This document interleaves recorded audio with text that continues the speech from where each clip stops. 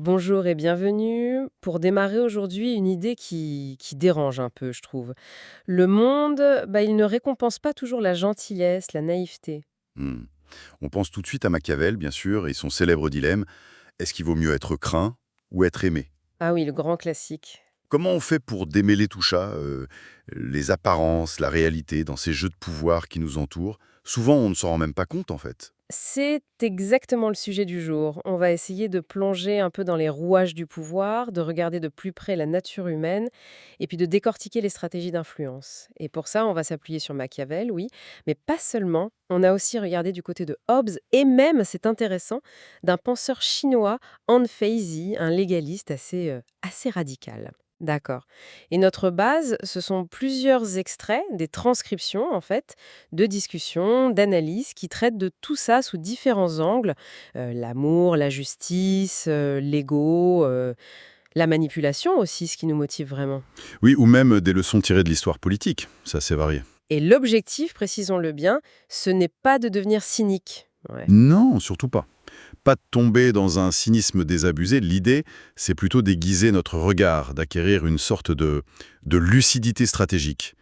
Comprendre ces mécanismes, même s'ils sont parfois un peu inconfortables à admettre, eh ben, c'est se donner des outils pour mieux naviguer dans nos vies, nos relations, au travail, dans la société. Comprendre pour ne plus subir en quelque sorte. C'est exactement ça. Essayer de comprendre pour ne plus subir passivement. Parfait. Alors, entrons dans le vif du sujet.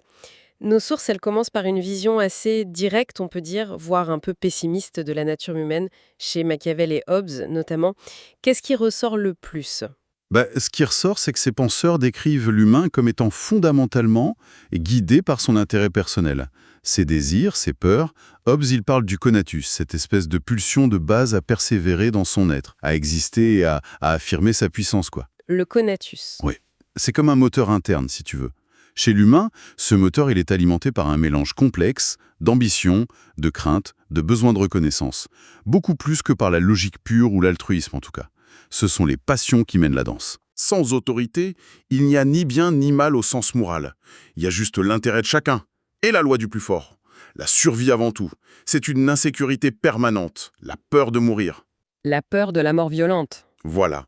Et c'est justement cette peur, d'après l'analyse de Hobbes dans nos sources, qui va pousser les gens à abandonner une partie de leur liberté, pour créer un État fort, le fameux Léviathan, capable d'imposer l'ordre et la sécurité. C'est une vision assez sombre quand même.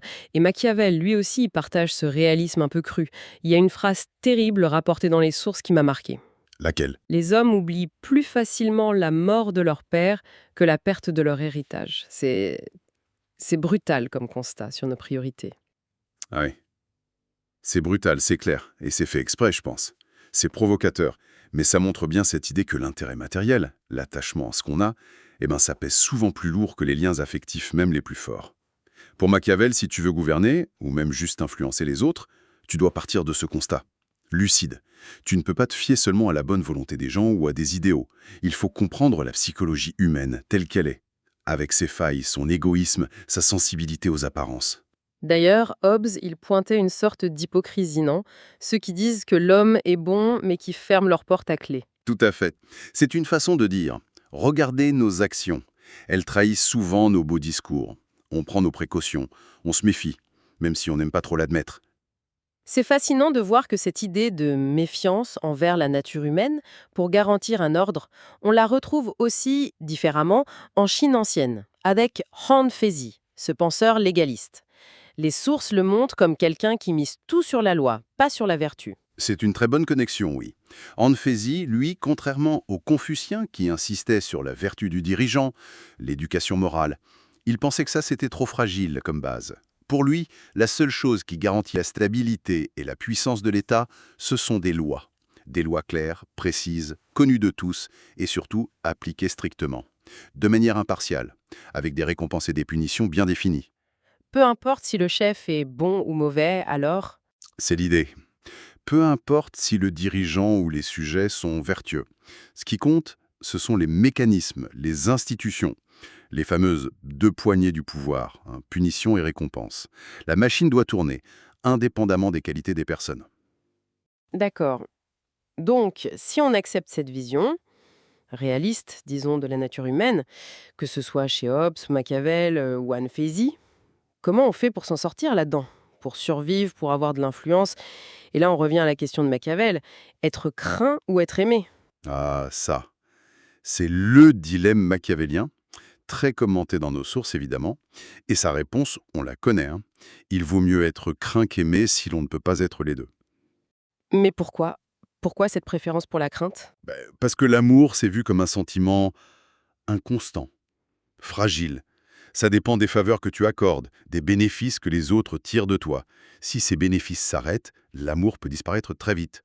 Il peut même se changer en ressentiment. Alors que la crainte, elle est plus stable. Selon Machiavel, oui. La crainte, elle repose sur la peur de la sanction, la peur des conséquences, si tu désobéis, si tu trahis. Et cette peur-là, c'est un levier plus constant, plus fiable pour assurer le respect des règles, et donc la durée du pouvoir. D'ailleurs, une source précise un point important. Être craint, ça ne veut pas dire être haï, ou être cruel sans arrêt. Ah, d'accord. Non, il s'agit plutôt d'être perçu comme quelqu'un de solide, de résolu, quelqu'un dont on ne peut pas ignorer l'autorité ou dépasser les limites sans risque. C'est une crainte qui inspire le respect, en fait, pas la terreur aveugle. Mais ce respect basé sur la crainte, est-ce qu'il ne risque pas de créer un ressentiment qui, à terme, se retourne contre le leader? Comment Machiavel gère ce risque de la haine? Très bonne question. Et Machiavel est très clair là-dessus. Il faut éviter à tout prix d'être haï. La haine, c'est dangereux. Ça unit les gens contre toi. Pour éviter ça, son conseil principal, c'est ne touchez pas aux biens et aux femmes de vos sujets. C'est assez concret. Ah oui. Tant que leur possession et leur honneur familial sont saufs, les hommes acceptent plus facilement une autorité ferme. Donc, la crainte, oui, mais distillée intelligemment, sans tomber dans la cruauté gratuite ou la spoliation. Celles-là, elles engendrent la haine. C'est tout un art de doser, quoi. Un art qui passe aussi énormément par la gestion des apparences, si j'ai bien compris. C'est une autre idée forte qui ressort. Absolument. Chacun voit ce que tu parais, peu savent ce que tu es réellement. Cette phrase de Machiavel, elle est capitale. Dans le jeu du pouvoir, l'image qu'on projette, c'est souvent plus important que ce qu'on est vraiment. Il est parfois plus utile de paraître vertueux, clément, religieux, que de l'être en toutes circonstances. L'important, c'est de maîtriser la perception des autres. Et c'est là qu'on a la fameuse métaphore du renard et du lion. Ouais. Il faut être les deux, rusé et fort. Exactement. Le renard, c'est la ruse, l'intelligence, la capacité à voir les pièges, à comprendre les non-dits, à naviguer. Le lion, c'est la force brute, la capacité à impressionner, à faire peur, à écraser si besoin. Le bon dirigeant, pour Machiavel, il doit savoir jongler entre les deux. Utiliser la force quand la ruse ne suffit pas, et la ruse pour éviter d'utiliser la force inutilement. Il faut s'adapter. Ce qui peut vouloir dire, d'après une des sources, utiliser la morale comme un masque. Dire ce que les gens aiment entendre, mais agir différemment en coulisses. Ça a l'air assez manipulateur. Ça peut l'être, oui, on ne va pas se mentir. L'idée, c'est que, comme les gens jugent souvent sur les apparences, c'est stratégique de leur montrer une façade qui correspond à leurs attentes morales. La paix, la justice, l'intégrité. Mais derrière cette façade, le dirigeant doit pouvoir agir selon ce que la situation exige, même si ce n'est pas moralement pur, pour garder son pouvoir et assurer la stabilité. C'est un pragmatisme radical. Tout ça, ça demande une maîtrise de soi incroyable. Ne pas réagir à chaud, contrôler ses émotions. C'est un autre point fort des sources. On y lit « Celui qui réussit à te pousser à réagir détient déjà un pouvoir sur toi. La colère, l'impulsivité, ce seraient des failles. » Tout à fait. La discipline émotionnelle s'est présentée comme une compétence stratégique clé. Rester calme face à la provocation, le silence calculé, attendre avant de réagir, ça permet de ne pas montrer son jeu, d'observer lucidement et de choisir le bon moment et la bonne manière de répondre. Agir sous le coup de l'émotion, c'est souvent agir de façon prévisible et souvent à son désavantage. Alors que celui qui reste maître de lui, il garde l'initiative. Il peut même déstabiliser l'autre par son imprévisibilité. L'émotion, ça doit rester une information, pas devenir une commande. Ça fait un peu penser au principe stoïcien, non? La maîtrise des passions, ne pas être esclave de ses impulsions.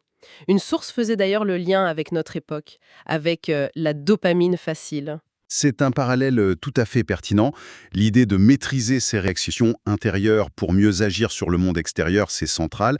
Et oui, la source soulignée, comme en notre environnement moderne, avec ses gratifications immédiates, ses sollicitations constantes, peut affaiblir notre capacité à la discipline, à l'effort différé, au contrôle de soi. Du coup, retrouver une forme de maîtrise de soi, ça devient un avantage stratégique énorme, que ce soit pour atteindre des buts à long terme ou juste pour ne pas se laisser manipuler par ses émotions ou par les algorithmes. Au-delà de la maîtrise intérieure, il y a l'action concrète. Les sources insistent beaucoup sur la supériorité des actes sur les paroles. Oui, les résultats parlent d'eux-mêmes en gros. Les succès concrets, les réalisations tangibles, c'est la meilleure réponse aux critiques, aux doutes. Ça assoit l'autorité et la réputation bien mieux que n'importe quel discours. Une action réussie, ça coupe court au bavardage. On aborde aussi des aspects plus dérangeants, comme l'usage de la cruauté. Machiavel ferait une distinction entre les cruautés bien employées et mal employées. Ça demande une explication. C'est une distinction clé et assez glaçante, effectivement. Les cruautés bien employées, selon l'analyse de Machiavel qu'on trouve dans les sources, ce sont celles qui sont nécessaires pour assurer la sécurité, pour établir l'ordre. Typiquement, au début d'une prise de pouvoir. Elles doivent être faites d'un coup, rapidement, et ne pas se répéter. L'exemple célèbre, c'est César Borgia, qui utilise un lieutenant très dur, Ramiro d'Orsco, pour pacifier une région. Oui. Et une fois le travail fait, il le fait exécuter publiquement, pour s'attirer la faveur du peuple tout en montrant que c'est lui le maître. Une fois l'objectif atteint, la cruauté s'arrête. Et les mal employées, alors? À l'inverse, ce sont celles qui durent, qui augmentent avec le temps. Celles-là, elles créent une peur constante, et surtout la haine. Et elles finissent par miner le pouvoir, le rendre instable, vulnérable aux révoltes. C'est une logique implacable, même si moralement c'est discutable, bien sûr. D'autres tactiques mentionnées? Instrumentaliser ses ennemis. Comment ça marche, ça? L'idée, c'est que l'hostilité de tes ennemis, leur obsession à ton égard, ça peut paradoxalement te servir. Leurs attaques constantes attirent l'attention sur toi, te donnent de l'importance, renforcent ton image de personne qui dérange, qui a des idées fortes.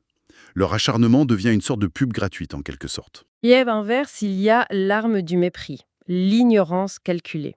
Oui, ça c'est plus subtil, mais parfois très efficace. Ignorer activement un adversaire, refuser de jouer son jeu, le traiter comme s'il était insignifiant. Ça peut être plus déstabilisant pour son ego qu'une attaque directe. C'est une façon de lui enlever sa reconnaissance, de le nier socialement. Et ça, psychologiquement, ça peut être très dur. On voit bien que tous ces concepts, même s'ils datent un peu, ils résonnent très fort aujourd'hui. Comment les sources les appliquent à notre monde moderne, par exemple, aux entreprises, à nos vies quotidiennes. Elle souligne que ces dynamiques de pouvoir, elles n'ont pas disparu du tout, hein, loin de là. On les retrouve dans le marketing, le management, les relations personnelles, la politique bien sûr, mais aussi dans notre rapport aux médias, aux réseaux sociaux. Par exemple, l'importance capitale de maîtriser son récit, son storytelling, comme on dit aujourd'hui. L'histoire qu'on raconte sur soi, l'image qu'on projette. C'est plus pertinent que jamais à l'ère numérique où une réputation se fait et se défait en ligne très vite. Les sources s'attaquent aussi à certaines de nos illusions modernes. La notion de justice, par exemple. Un extrait la présente comme, oui, parfois un idéal noble, mais aussi parfois comme un outil de contrôle social, ou une histoire qu'on se raconte pour justifier l'ordre établi plutôt qu'une réalité absolue. Ça fait réfléchir. Tout à fait. Et c'est pareil pour l'argent. Une analyse ne décrit pas juste comme un moyen d'échange neutre, mais comme une arme psychologique puissante. L'idée que l'argent est rare, par exemple, ce serait en partie une construction sociale pour maintenir des hiérarchies, pour inciter à l'effort. La richesse elle-même s'est présentée comme le résultat d'une stratégie, d'une compréhension des flux, des leviers psychologiques, pas seulement du mérite ou du travail. L'argent influence nos comportements, notre statut, notre estime de nous. Et un autre sujet brûlant qui est abordé, Oui. la motivation, ou plutôt le manque de motivation. Une source l'explique par notre dépendance à ces récompenses faciles, immédiates, la fameuse dopamine à la demande. Oui, l'idée c'est que la vraie motivation, celle qui dure, elle ne vient pas avant l'action. Elle découle de l'action elle-même. Elle naît de la discipline, de mettre en place des routines, parfois même en acceptant un certain inconfort au début. Attendre passivement que la motivation tombe du ciel, ce serait une illusion. C'est en commençant à agir, même sans envie, qu'on enclenche un cercle vertueux. Certaines sources suggèrent même que c'est en affrontant lucidement la peur d'un avenir médiocre, si on ne change rien, qu'on peut trouver une motivation très puissante pour agir. Donc, la discipline crée la motivation, et pas l'inverse. C'est intéressant. Face à ces constats parfois un peu rudes, les sources proposent aussi des pistes pour un développement personnel stratégique. Qu'est-ce que ça veut dire? Il y a cette idée de devenir un stratège impitoyable. Mais attention, pas envers les autres. Envers soi-même. C'est-à-dire regarder en face ses propres faiblesses, ses excuses, ses zones de confort, sans complaisance, pour pouvoir se reconstruire sur des bases plus solides. C'est une sorte d'auto-analyse lucide et exigeante. Une des sources parle même d'une décision radicale qu'on prendrait en une nuit, de refuser de se soumettre à ses propres limites. C'est un peu une image forte, non? C'est certainement une image forte, oui. Mais ça symbolise un déclic mental, le moment où on décide consciemment de ne plus se laisser définir par ses habitudes, par ses peurs, et de prendre activement le contrôle de sa vie. Ce n'est pas magique, bien sûr, mais affirmer cette volonté de changement, ça peut être un premier pas très puissant. Et enfin, il y a cette notion d'indifférence stratégique. Qu'est-ce que c'est exactement? Ce n'est pas juste être froid et distant. Non, ce n'est pas ça le sens premier. C'est plutôt une forme de résilience émotionnelle. C'est la capacité d'agir, de suivre ses objectifs, sans être trop dépendant de l'approbation des autres ou des résultats immédiats. C'est une forme de détachement qui permet de garder son énergie, son équilibre et sa capacité à décider rationnellement, même face à l'adversité ou à la critique. Ne pas laisser son estime de soi être dictée par le regard des autres, en gros. Bon, si on essaye de résumer un peu tout ça, le fil rouge qui traverse toutes ces analyses, c'est vraiment la quête de lucidité, n'est-ce pas? Comprendre comment les choses fonctionnent vraiment, au-delà des apparences, des discours convenus. Exactement. Comprendre les dynamiques de pouvoir, la psychologie humaine, les stratégies en jeu. Non pas pour devenir un manipulateur cynique, on le répète, mais pour être moins naïf, mieux armé pour se défendre, et capable de faire des choix plus conscients. Une des sources le dit très bien. Aujourd'hui, la lucidité est plus rare et plus précieuse que jamais. Il s'agit d'ouvrir les yeux sur certaines réalités, même si elles ne sont pas très confortables à regarder. C'est un point vraiment essentiel à rappeler. L'objectif de cette exploration, ce n'est pas d'encourager à adopter ces méthodes, qui peuvent paraître dures ou ambiguës moralement. C'est bien de fournir des clés de compréhension. Comprendre pour ne plus être la victime passive de mécanismes qu'on ignore. Pour sortir de la naïveté en somme. Et ça nous amène tout naturellement à une question finale. Une réflexion ouverte, inspirée directement d'une des sources. Peut-être que la vraie question, ce n'est pas de savoir si on veut ou non participer à ces jeux de pouvoir, parce qu'ils ont l'air d'être partout, dans toute vie en société. La question, c'est plutôt, est-ce qu'on préfère les comprendre pour essayer d'y naviguer avec un minimum de contrôle, de conscience, ou est-ce qu'on choisit de rester vulnérable par ignorance ou par refus de voir? Ou pour le dire de manière encore plus directe, comme le suggère un extrait, la question n'est pas est-ce que je veux manipuler? La vraie question est est-ce que je veux rester manipulé? C'est une interrogation un peu provocatrice, c'est vrai. Oui, Mais elle invite chacun, chacune à observer avec un regard neuf comment ces dynamiques se jouent peut-être dans son propre quotidien, dans ses relations, au travail, sans même qu'on y prête forcément attention.